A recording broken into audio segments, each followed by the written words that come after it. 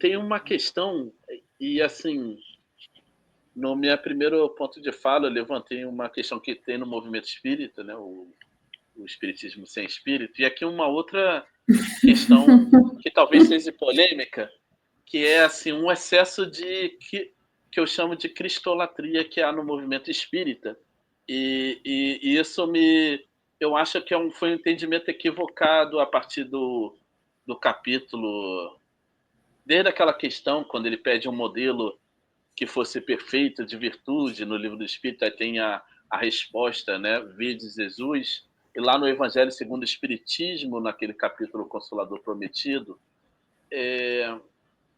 mas assim, o primeiro assim,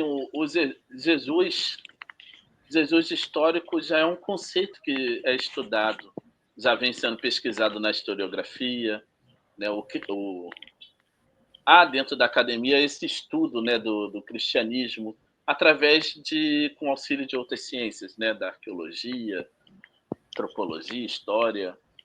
Então, assim, eu acho que como há uma recomendação do espírita acompanhar a ciência, seria de muito bom senso que procurássemos, já que há um interesse sempre em vincular o espiritismo com a questão do cristianismo, né, que está lá no conjunto dos livros que a gente chama de Bíblia, se a gente acompanhasse esses estudos, né? Mas porque assim, o que ocorre?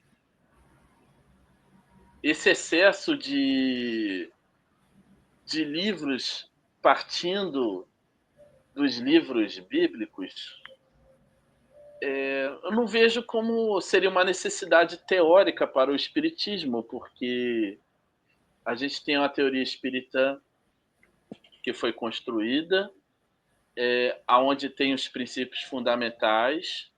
Então, assim, veja, a gente não precisa ter que voltar lá atrás, porque, assim, por exemplo, uma das obras fundamentais é o Evangelho segundo o Espiritismo, e não é o Espiritismo segundo o Evangelho. E ali o Kardec faz uma seleção. Ele fala na introdução do livro que ele vai excluir pontos que são discussões ainda no campo da teologia, né, no campo dogmático, as palavras que foram usadas para a construção de dogmas, e ele pega na parte da ética que não há discussão. Por exemplo, amar ao próximo, amar a Deus acima de todas as coisas. Quanto a isso, não há discussão em nenhum segmento cristão e nem entre outros segmentos religiosos e mesmo no campo assim laico. Veja, claro, assim, amar a Deus, não, mas assim, amar ao próximo é pelo menos não infringe, né, vamos dizer, uma ética democrática cidadã. Então, eu vejo com esse excesso de cristolatria. E tem uma questão também, uma vez eu li uma comunicação mediúnica em que um espírito ele sinalizava assim, sempre quando se remete à imagem de Jesus, é o Jesus de há 2000 anos atrás.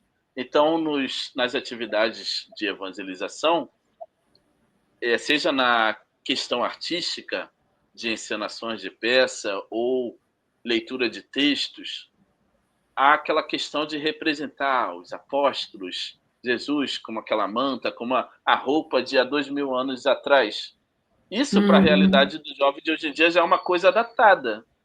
Aí eu tenho essa questão com a cristolatria e essa representação, essa imagem de memória. Eu não sei se eu estou confundindo muito, se eu estou explicando bem onde eu quero chegar. A gente faz uma. A gente fica com esse recorte de há 2000 anos e isso fica uma coisa distante da realidade do jovem de hoje, né? E veja, por exemplo, você disse que escreveu um livro recente sobre com a temática do suicídio. Essa é uma questão contemporânea e de interesse do jovem. Livros com temática sobre gênero seria de interesse também para o público jovem, sobre bullying. Então a gente tem um monte de temas contemporâneo que, se a gente for pesquisar na literatura espírita, não vê tanta opção, né?